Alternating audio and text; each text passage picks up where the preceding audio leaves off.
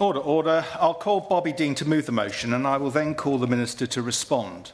There will not be an opportunity for the member in charge to wind up, as is the convention for 30-minute debates. Order, order. Bobby Dean to move the motion. I beg to move that this House has considered the issue of pollution in the River Wandle, and thank you, Dr Morrison. It is a pleasure to serve under your chairmanship. And thank you too to the Minister, who I received a reply to my letter of the 20th of February today, and I hope we'll be able to provide further clarity in a response to my debate shortly. The prompt for this debate is the latest environmental disaster on the Wandle, where 4,000 litres of diesel was spilled by a bus garage in Thornton Heath into the sewage network and eventually into the River Wandle. Although, as I will go on to explain, this incident is not a one-off, but just an example of the sort of threat that the River Wandle faces every day. And before I do that, I'd like to set out my own relationship with the River Wandle. I live right beside the river, and I've got to admit, I've not spent my life as an environmental campaigner, but like many people in my local area, I've grown a bond with the river by walking my dog alongside it every day. And there was a moment about a year and a half ago now where a group of local filmmakers got together with myself and decided we would make a documentary film about the history of the Wandle and the threats that it's faced and all the community work that's gone around it. And during the making of that film, I really kind of crystallised my love for the river, and I've ended up feeling quite protective over it. I found out about its unique status as a chalk stream. We all know that there's around 200 chalk streams in the world, famous for its crystal clear water, its clean gravel. But the River Wandle is globally unique because around about 1 million people live in the catchment of this river, and it is mostly publicly accessible all the way through, running right through South London, right up to the Thames. So it's probably the only urban chalk stream of its kind in the world. The Wandle, of course, is famous for its industry. The fast-flowing water made it attractive to mills, and actually much of the river over time was straightened to serve these mills, and in particular the textiles industry was attracted by this river. William Morris was inspired by it, and it was said to be one of the hardest worked rivers in the world. And I'm also told that the historical significance stretches way back. It was used by the Romans, and it was the location for the statue of Merton, one of the earliest statutes in English history, signed on the banks of the River Wandle at Merton Priory in 1235. Now, after the mills subsided, their legacy remained. We still had that canal-like structure building up to the mills, and eventually the river became more known for carrying waste until the 1970s. It was officially declared a sewer. But this was a turning point for the river. There was lots of grassroots activism inspired by this moment. We had anglers, we had other fishermen, we had the Wandle Trust, which has now become the South East Rivers Trust, Wandle Valley Forum, as well as smaller park-like groups like Friends of Poulter Park. And they've got... I'll gladly give away. To thank the Honourable Member for taking my intervention. The River Wandle, which sounds beautiful, does not run through my constituency, but the River Sow does, and it was polluted by sewage 59 times in 2023, lasting a total of 816 hours. Does the Honourable Member agree with me that the findings of the Independent Water Commission established by this government will be crucial in finding a solution to this issue? I absolutely agree with the Honourable Member, and that, as I hope to describe in this debate, the River Wandle is just one example of what's happening to rivers across the country, and I'm sure the outcome of that review is going to be extremely important. So we talked about the revival of the river over time, and it's thanks to the efforts of lots of local community groups. And those restoration efforts, I've put my waders on, I've gone into the river, and I've seen the effect of them for myself, how we've worked inside the channel of these canals and brought it back to its natural state, narrowed the river at points with deflectors so that the water was able to flow and clean the gravel much better than it did before, bringing back that natural meandering, allowing the river to deposit sediment in the right places, and overall making the health of the river much, much improved to what it was before. I would gladly give way. Dr Morrison, thank you for letting me intervene, but to the honourable members especially, he has outlined very clearly the devastation that there was to the River Wandle due to even a number of spillages, but we had one in our constituency some time ago, a number of years ago, one of our many waterways, but after a lot of hard work and also by the business community and also by local volunteers as well. They were able to restore that. But does the honourable member agree that those who did the damage must bear the brunt of the cost? I absolutely agree with the honourable gentleman. The polluter pays principle is a key point I'm going to come on to. And Dr Morrison, as you are hearing here today, this is not just an issue that affects my constituency, but constituencies right across the United Kingdom. The centrepiece of my film was about sewage. We built up to a crescendo in the film where eventually we saw footage of raw sewage running along one of these channels and meeting the River Wandle. And I think this was a moment where people realised that their toilets are plumbed into the river. And the latest episode in Wandle is one which I think will hopefully raise public awareness about the fact that it's also the drains on their streets that are plumbed into the river too. And so on Monday the 17th of February, we released a new film about a brilliant nature restoration project happening just downstream from where I live. And just a week before that, we had a very happy meeting where 60 local people turned up to a local community centre to hear about a further restoration project that was going to happen from round the corner from my house. And just 24 hours later, after the sort of high of releasing that positive news, I received images on my phone of a bird covered in oil. And it was shocking. I got straight onto the Environment Agency and contacted other local organisations like the South East River Trust and, of course, the regional media. The next day I was walking my dog, as I've always done, along the riverbanks. And at first, I've got to admit, I didn't really notice the damage. But as I progressed downstream and I got to the area near Poulter Park, the smell hit me. And I could see visibly the sheen of rainbow-like fluid on top of the river. And the reason why I didn't see it immediately outside my house is because the way in which the diesel had entered the river is via the drainage system, and there is a key point, a canal point there where it meets the Wandle.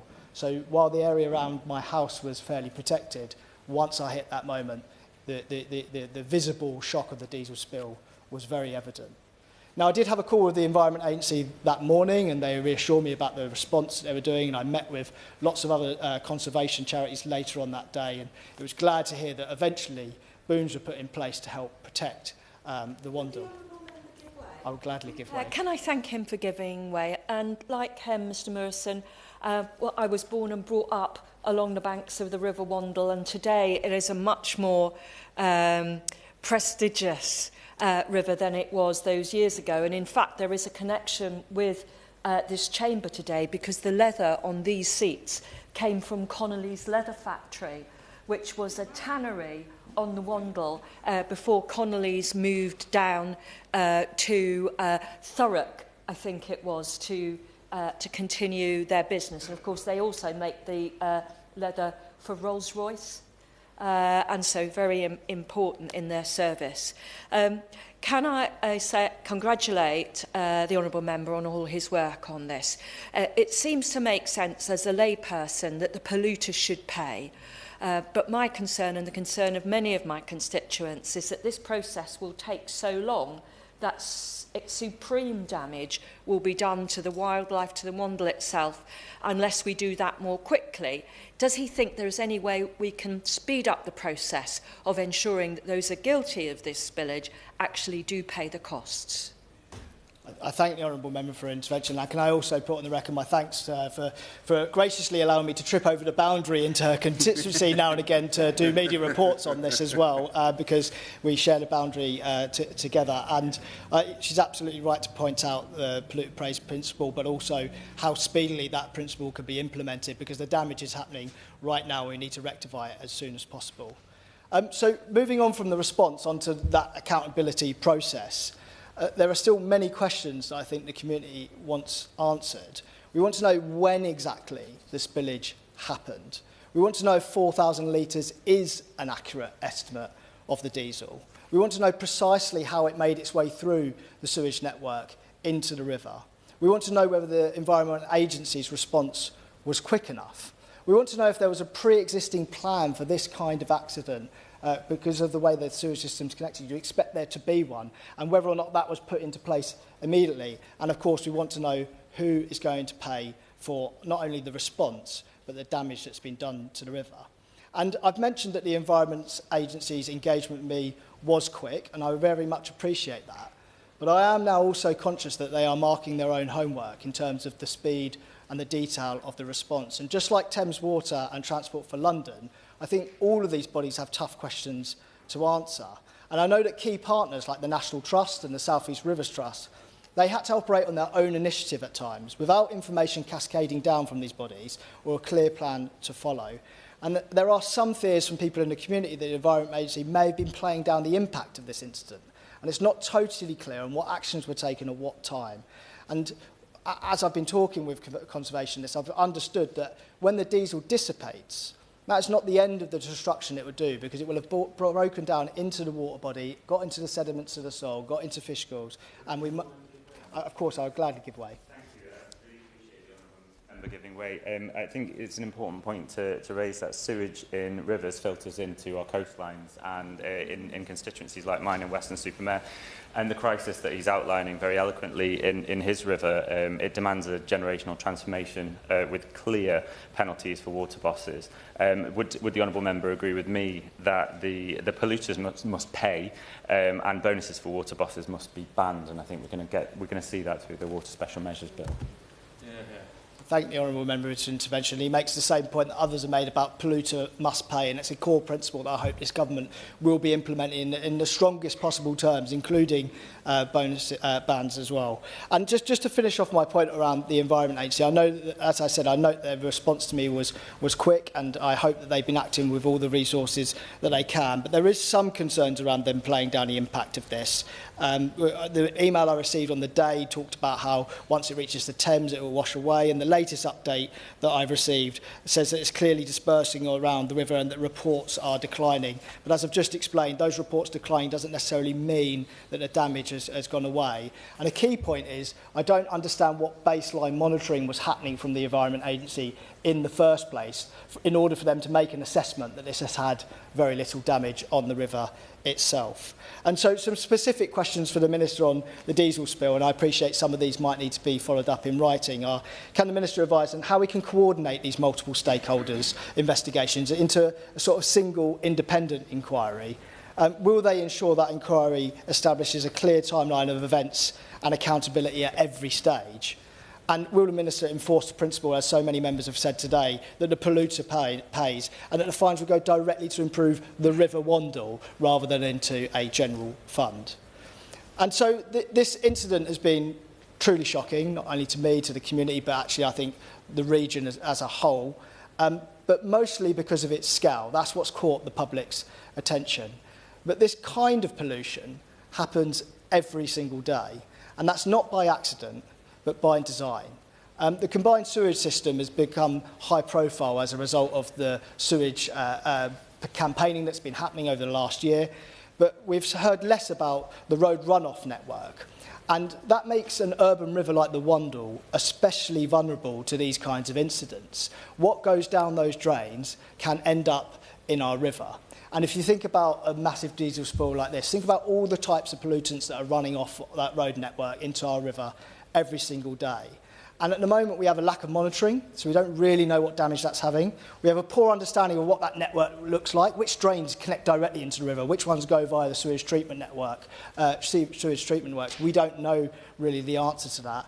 We have very limited mitigation measures, and I know that fixing the entire infrastructure of this network will be difficult, but there are measures that we could take further downstream as well. We have inadequate resilience. This is the sort of things that could be addressed by the nature restoration projects I was speaking about earlier on. And all of those industrial adaptation I spoke about earlier, how the river's been canalised over the years, it's choking off the river's capacity to heal itself. And we can see how the Wandle doesn't have much of a chance when there's a million inhabitants surrounding this river with the road network surrounding it. So I'm glad that the government recognises that chalk streams need special protection, but I would love it if this government would recognise that urban chalk streams like the River Wandle deserve even greater protection. And so the renewed attention on water quality in all of our waterways nationwide has been extremely welcome. I know there are concerns that progress may be too slow. I know in my area that the major upgrades planned by Thames Water are not due to begin until 2035. That feels far too slow. On the point of major upgrades, do you mind? Yes. Thank you. I thank the honourable member for giving way on this, and as my constituency neighbour, Sutton, my residents enjoy the River Wandle just as much as his do, and I'm glad that he's taken time off from walking on the river with his wife and his dog to speak about it here in the chamber today. Does the honourable member agree with me that when Sutton is building homes, trying to keep up with the demand for new homes that our residents so badly need, the sewage processing capacity at the Beddington Treatment Works, which feeds into the Wandle, is a concern to all, and it's often commented upon at the Planning Committee, on which I sit frequently. Does he agree that we need to make sure that Thames Water, in consideration of the infrastructure needed to support these new homes, ensures that we don't end up with more frequent discharges into the river that would put all the incredible hard work of the groups that have been looking after the Wandle at risk? I thank the honourable member for his intervention, and yeah, another one of my constituency neighbours in the room today, which I'm glad to see. The thing is about new housing developments is it is a massive opportunity for the industry to implement that new infrastructure that we need, and to actually understand what connects where, and actually it should result in a net improvement in terms of the sewage discharges if we get that done right and they work with the Environment Agency and other authorities accordingly. So just to come back to the major infrastructure question that we have and how some of that work is going to be too slow, I understand why. I mean, the Institute for Civil Engineers have estimated it could cost up to over £100 billion to fix this issue over the long run. But there is more that we can do now. And if you don't mind me quoting somebody who's sitting behind me, Dr. Jack Hogan of the South East Rivers Trust, he put it that there can be a rainbow at the end of this disaster that is not the sheen of diesel. And I agree with him. South East Rivers Trust are running a crowdfunder at the moment to try and get increased monitoring along the Wandle, and it's got off to a fantastic start of over £20,000 raised already. That would be a good thing. There are restoration projects happening up and down the Wandle that I have spoken about already, but they can get so much bigger in scope, and we are not talking about billions here, we're talking about millions. There are things called downstream defenders, which are an excellent innovation. Again, we're not going to be able to fix the entire infrastructure network overnight, but we do know where the outfalls are. We do know where that sewage network meets the river. And if we put interventions in that space, we can clean up the water quality before it reaches the river itself. And ultimately, we have the potential to reconfigure parks, wetlands, fish barriers, and access overall to the public to make the River Wandle an internationally significant river park if we put our minds to it. And so in addition to my specific questions on the diesel spill inquiry itself, can the Minister also outline what support there is to make these improvements to the River Wandle? Can the Minister explain how the fundamental infrastructure problem of combined sewage systems and runoff from roadside drains will be addressed more broadly? And will the department look again at the formalisation of the Water Restoration Fund? This is an important thing for the principle of polluter pays. I know that the government didn't back an amendment on this in the water bill very recently, but it's very important to campaigners, and they want to ensure that all polluters pay, not just the water companies, and that those payments go directly into the areas that are affected, such as the River Wandle. And so I thank the Minister for listening to my speech. I hope it's clear that I love the Wandle just as much as many of my constituents do. This has been a horrible moment for it, but we also hope it's the start of fresh hope. Thank you. The question is that this House has considered pollution in the River Wandle. Minister. Thank you so much. It's a pleasure to serve under your chairmanship, Dr Morrison. And I'd like to thank the honourable member for Castleton and Wallington for bringing forward this debate on this beautiful sounding river. And can I also just thank my honourable friend, the member for Stafford and Weston-super-Mare, and Mitcham and Morden for coming in and contributing to this really important debate about the river. And of course, the member for Sutton and Cheam. And I can never forget my honourable friend, the member for Stafford as well, for coming in and contributing to this debate. So thank you all. And I think it's clear that whenever we have any debate, Dr Morrison, on water or water quality, there is so much interest in this issue, so much interest from constituents, from organisations and from members of Parliament. And I wholeheartedly share the honourable member's upset and outrage over the diesel spill. He's absolutely right to feel upset about it. It is one of England's most beautiful chalk streams. It's a fast-moving river, passing through both sites of natural importance as well as urban development. So I completely, wholeheartedly agree that this was an appalling thing to happen to the river. really important we understand why it happened, and of course, as has been said, what we can do to prevent it happening again.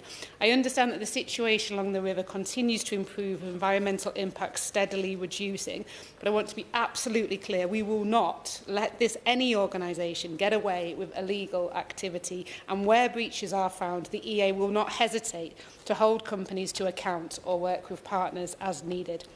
DEFRA works closely with the Environment Agency to ensure it's equipped to carry out its functions effectively and deliver for the public and the environment, and with Environment Agency officials at every level to provide constructive challenge and support on Environment Agency performance and delivered. Now, I have a timeline of exactly what happened on the day, so I know one of the questions was when were people made aware. So on Tuesday the 18th of February at 8:19, London Fire Brigade were notified and arrived on the scene. At 8:32, the Environment Agency received a report of a diesel oil spill from a bus depot storage tank by the London Fire Brigade.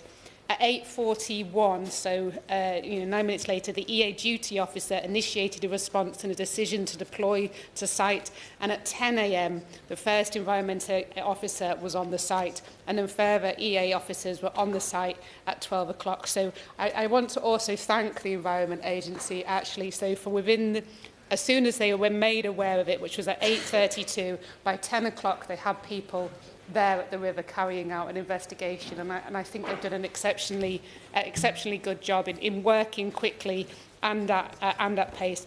And I understand then as well at 6:19 the Environment Agency sent their first email to the Honourable Member telling him information about the incident and the actions that they have taken. So between the following dates then of the 19th of February through to the 26th of February, the Environment Agency's response was ongoing. So regular on-site monitoring, assessment of clean-up, environmental impact, ongoing briefings and liaison with partner organisation.